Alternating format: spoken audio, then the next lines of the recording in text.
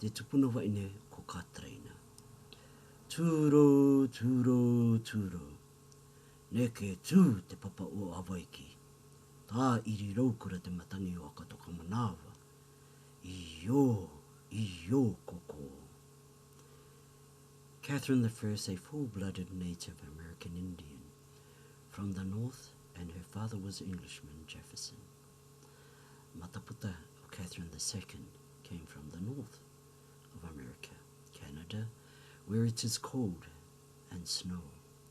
Her iwi was Sioux and Cheyanne. Her people are Lakota. She met John Henry Joseph Dickson, an Englishman, and for some unknown reason, they arrived on the island of Akatokamanava, maybe to replenish food supplies, or maybe a place where Kathryn II can be better settled and nourished during and after her pregnancy at the time. There on the island, Kataraina I was born, 1843, date of birth estimate, on the island of Akatokamanava. My auntie Moro said Kataraina was fair-skinned, like her father, the Englishman. When she became of age to wed, she married Uke Ariki, the highest chief of the island. Together, Kataraina gave birth to 19 children. 12 survived to become adults, 7 died. The oldest of their children was Etata, or Esther. At home I have a copy of a very old photo of great-grandma Etata and Pomani and their 5 children, where she is seated in a chair holding a young toddler, Rahui, surrounded by the rest of the family. The clothing they wear are of prestigious fabrics, made well fitting for a king, clothing made in a mixture of a European and Asian culture. However, the girls are adorned with feathers in their hair, and great-grandma Etata wears several feathers in her hat. Maori islanders do not wear feathers. This is evidence of the knowledge passed down from Kathryn in respect of her Sioux and Lakota tribes.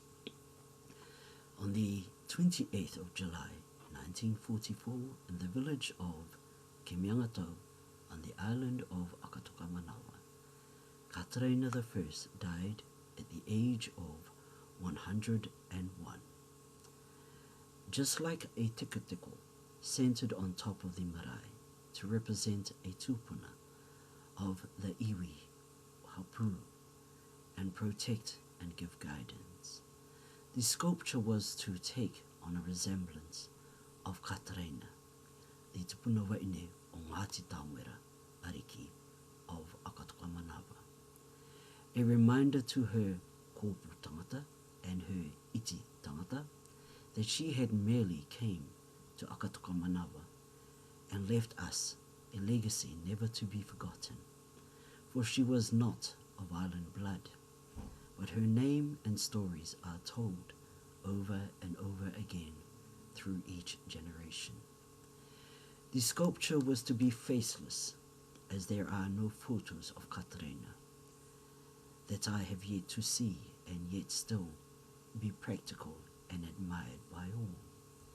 A vase with the form of a wahine, well built and voluptuous, to bring out the ideology or thought of, as with island blood or character, that food in abundance or indulging in somehow healthy and wealthy. A vase form so that she could hold the many different flowers that her iwi hapu will bring her daily. Made of clay, sculptured by hand, fired through the kiln twice and glazed, Kataraina stands at 28 centimeters height and 12 centimeters width, and 11 centimeters on the side. Ko tēnei te mihi kauana kia koutou, ko koutou I rau I ka mai ki runga i te karanga o tēnei tūranga whakanui. I whakatokoto mai ai i te ariki nui, a Kingi Tuheitia. Mā tātou katoa, hei whakahirahira, hei taonga, mā tātou katoa.